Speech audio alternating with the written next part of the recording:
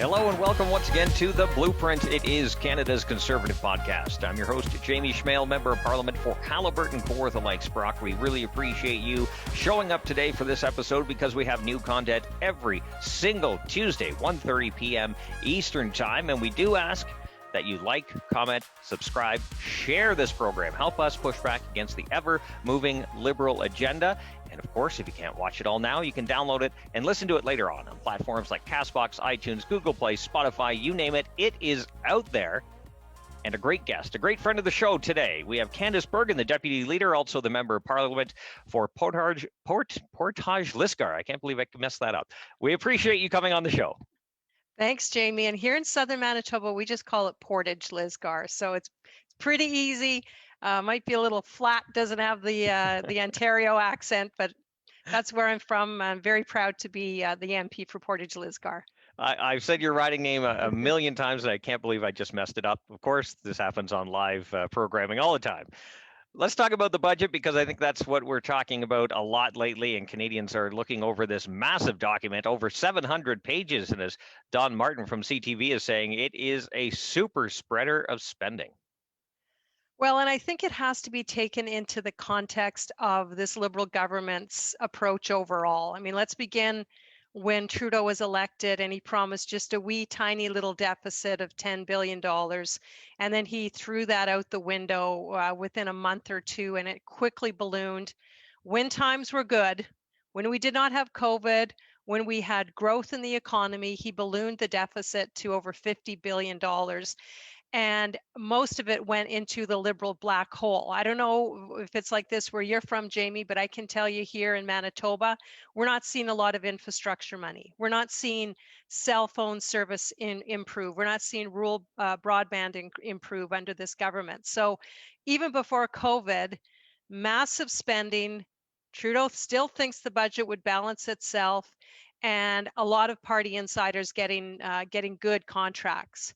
Then COVID hit, and then we were in a very, very difficult situation where any government would have spent a lot of money to provide support, and spend they did. Spend, the Liberals did spend. We supported a lot of it. There still was and continues to be a lot of that money unaccounted for. Of the over $400 billion that was spent during COVID, less than half can be accounted for in actual support. Then that brings us to the budget yesterday. We were waiting for a budget for 2 years, although I kind of joke, you kind of dread a Liberal budget. We want to see a budget, but we also dread it because, lo and behold, and to no surprise, it is again massive spending with really no real plan. So $101 billion. Notice she didn't do 100. Freeland didn't do 100 billion. It's $101 billion. She's kind of like poking it at the country. I'm going to spend your money and do it really proudly. And listen, it is just another, as Don Martin said, or you and I were talking, it's just like kind of the fan money for everybody, money everywhere. And you know what's the saddest part of it? We are going to see a generation ahead of us with no hope and no hope to have jobs for the future. I mean, Trudeau's basically thrown away our natural resources sector. He has abandoned the jobs that come out of Alberta, Saskatchewan, and other parts of the West. And it's very sad to see. I mean, the good thing is, Conservatives do have a plan for recovery. We've done it before. We did it in 2008 and 9, and we can do it again. And the Liberal plan is not a plan. It is just massive spending going out to Liberal friends and insiders and kind of their pet projects. Yeah, you're right. They're asking for a huge swath of money to spend on whatever they feel like it. But at the end of the day, it isn't this stimulus that we actually need. Yes, businesses and individuals need some compensation to get them over the hump when they're being told to lock down and stay safe. We'll get into the vaccine failure and the results of this next round of lockdowns. But at the end of the day, and we've seen when the lockdowns get eased in certain jurisdictions of the country, spending starts again. People start going back to their habits. The economy picks back up. So you don't necessarily need to borrow or print money to so-called stimulate the economy when it's the government with the neck on the boot of the economy. That's the issue. We could start economic activity if we had vaccines and we were able to open the economy. We don't need to continue to saddle future generations with this debt. You're bang on, and that was you touched on another component of the context that I'd forgot to mention, and that is not only the government's response to COVID in terms of all the spending, which was needed, but their actual approach to COVID in terms of the health and safety of Canadians, whether it was decisions around the border, information about masks, or their current massive failure on vaccine procurement. Trudeau has done such a masterful job, and I hate to say, but it's a fact, of pushing all of the responsibility, all of the difficult stuff onto the provinces, and the provinces have seemed to receive it quite readily. And the one job Trudeau did have was to get vaccines for Canadians, and he has blown that massively. Bad decisions, bad judgment, believing in a country like China and a communist regime like China ahead of having faith in what other, looking at our G7 partners and seeing what they were doing in terms of procuring vaccines. Bottom line, you can't trust this guy, not just because he might have his own ideological agenda. He just doesn't appear to have some common sense, good judgment, and his faith and his trust is usually misguided. And in the end, Canadians pay for it. So, to your point, we're hearing this. We're hearing that people are waiting to spend money, that when the vaccines do eventually come, that there is investment, that things can rebound. So then you do have to wonder, why are they spending $101 billion? And I think, as been said by a number of commentators, this is an election budget, and they're hoping that they can buy people's votes with their own money. As we've seen all across the world, not just in Canada, but here too, the situation in our long-term care facilities, we've seen some pretty horrific stories and heard them, and I'm sure we all have stories from across our ridings and we've saw around the world. So in terms of healthcare funding, the provinces needed more in terms of transfers so they can upgrade their long-term care facilities, put more money into better ICU facilities and their hospital infrastructure. But yet the government decided, no, we won't do that. We'll give you money for new transit, and we'll also do our big centerpiece, which is daycare, which will require provinces to split the cost 50-50, putting a burden on them. And I don't know really any province in this country that is bursting at the seams with extra cash. And so instead of actually dealing with the problem, they decided to resurrect something they promised since 1993 with a massive price tag that will be deficit financed and structurally in a deficit situation because the cash just isn't there. This is always the Liberal way of doing things. Whenever they get in a little bit of trouble or they're not sure what to do, let's pull out the good old daycare promise. Let's pull that one out of our hat, because we've been promising that, says a Liberal, for the last 15 years. The interesting thing, a couple of points I want to make around that. And, first of all, you're right. From what I've heard from very reliable sources, the provinces were not consulted in any way on this daycare plan, which very few people have faith in because it's been promised so many times. And it also shows how out of touch Liberals are when it comes to how families and work is changing across the country, not only with COVID, but even prior to COVID, the way that families structured their work day, how parents decided that they wanted their children to be looked after in their best case scenario was not always a 9 to 5, we'll drop the child off at the daycare, go to my factory, do my work, then pick them up at 5 o'clock. That is becoming much more rare. And what is becoming more prevalent are families looking to other family members or friends that they know, or home-based daycare, or parents themselves taking turns and working different shifts. There's a whole host of ways that parents want their children to be looked after, including them looking after the children themselves and being valued for that by their government. A lot of these things, the Liberals are completely out of touch, and it's again the Ottawa knows best approach to looking after children.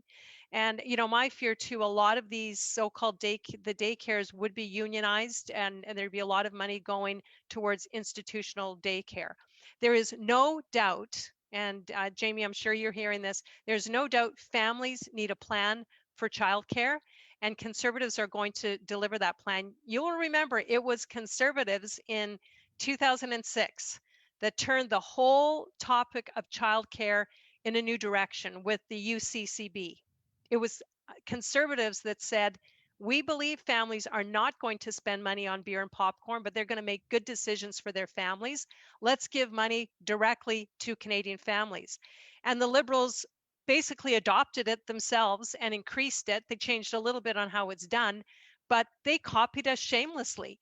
So I think we can tell Canadians with confidence, keep your eyes open, keep your ears open. You're going to hear a plan from Erin O'Toole and Conservatives that again will reflect the change in how childcare is needed by families today in Canada.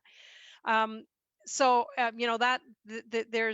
a lot more that can be talked about daycare, but it looks like the provinces are going to have to either pony up a whole bunch of money that they don't have, or this will yet just be another pipe dream the Liberals throw out and nothing actually becomes of it.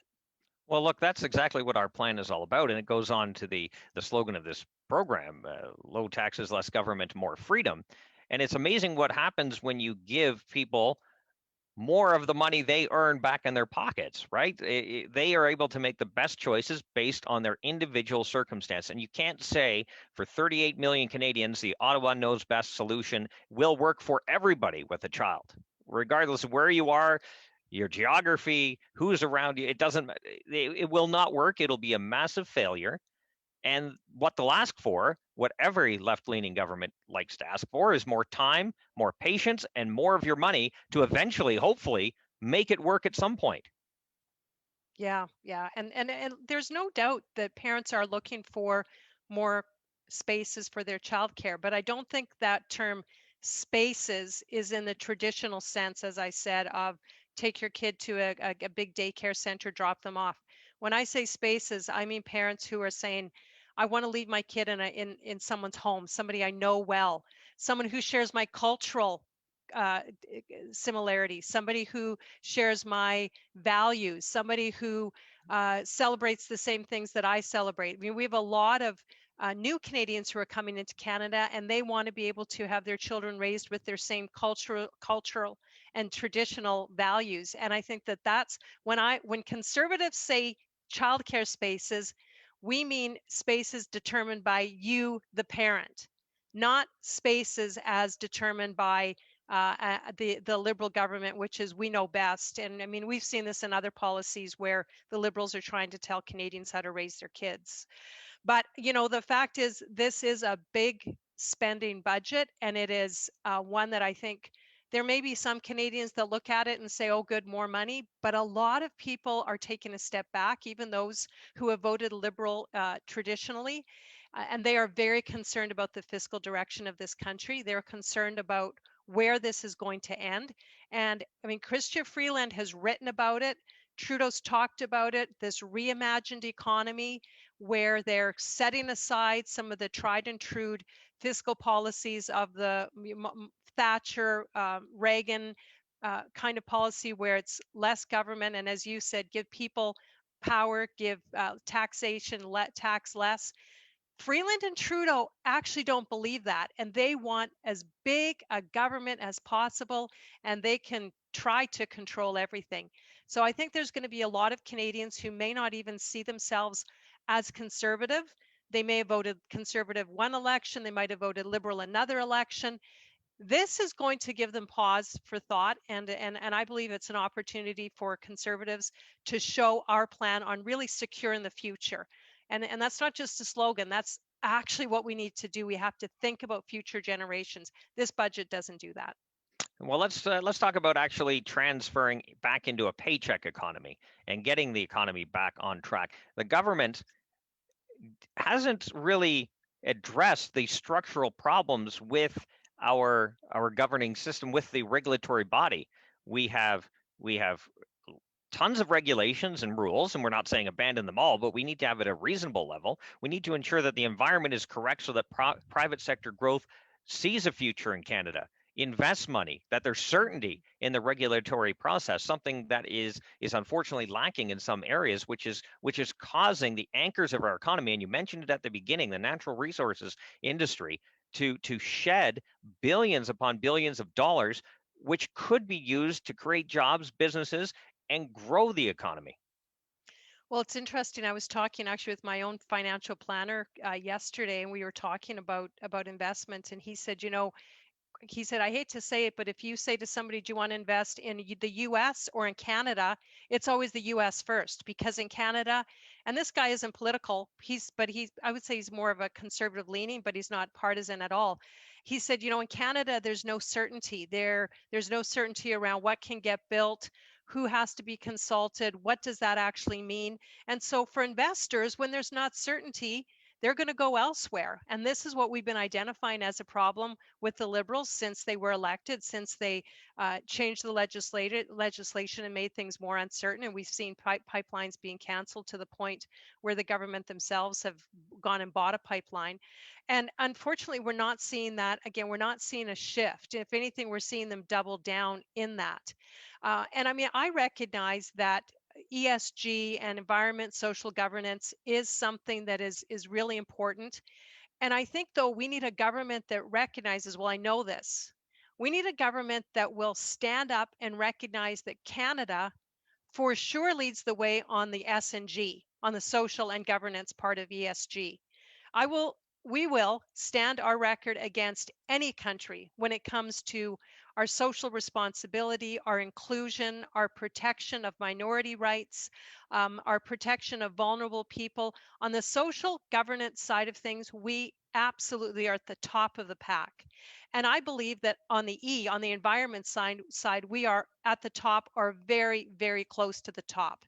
Does that mean we can't improve on all of those things? Absolutely. We should continually be improving, but we need a government that will stand up on the world stage and say, first of all, Canada is a leader on ESG. We are a leader, and we will not take lecturing from other countries. And to these investors who are somehow penalizing Canadian oil sands because they're saying, oh, it's not part of the ESG, we need to call them out, because I bet they're investing in China. I bet they're investing in other jurisdictions where the S and the G is at a minus, and the E is probably at a minus as well. But you need a prime minister and a government that is going to say that, and we have the proof of it. We're not just saying it, it's actually true. Canada should be a place for investment, but under this government where we're just constantly shaming ourselves, talking ourselves down, and then adding more, and we're seeing it right now, we're seeing more uncertainty with the UNDRIP legislation that they've rammed through. No certainty around what does consultation mean, what does it mean, and we need to add Indigenous consultation in terms of including Indigenous people in sharing in this wealth. But it should not be a barrier to good, solid investment coming to Canada. There's my ESG belief. And I think that we as Canadians, and Aaron O'Toole has said this, Aaron has said, we should be an ESG superpower, and we can be. I love your passion. We have kept you long. We do appreciate your patience.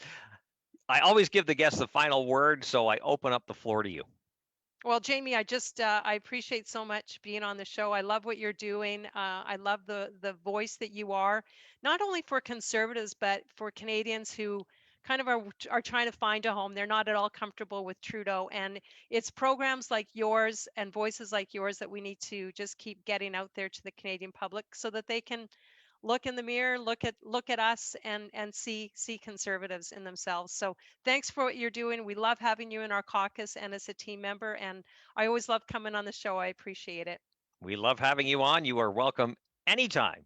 You just text me and we'll have you on, because you have such great passion and you're a great voice for all Canadians, not just your province and your riding of Portage-Lisgar, and being the deputy leader of the official opposition. You're doing a great job, Candice. Thank you so much. And thank you for listening. We have new content every single Tuesday, 1:30 p.m. Eastern Time. Please like, comment, share, subscribe to this program. Help us push back against the ever-moving Liberal agenda. And of course, don't forget, if you can't watch it all today, Download it, listen to it on platforms like CastBox, iTunes, Google Play, Spotify, you name it. It is out there. Together, we can ensure that Erin O'Toole is the next Prime Minister of Canada, because there is someone in your network that might be open to hearing this Conservative message. This is an opportunity for that to happen.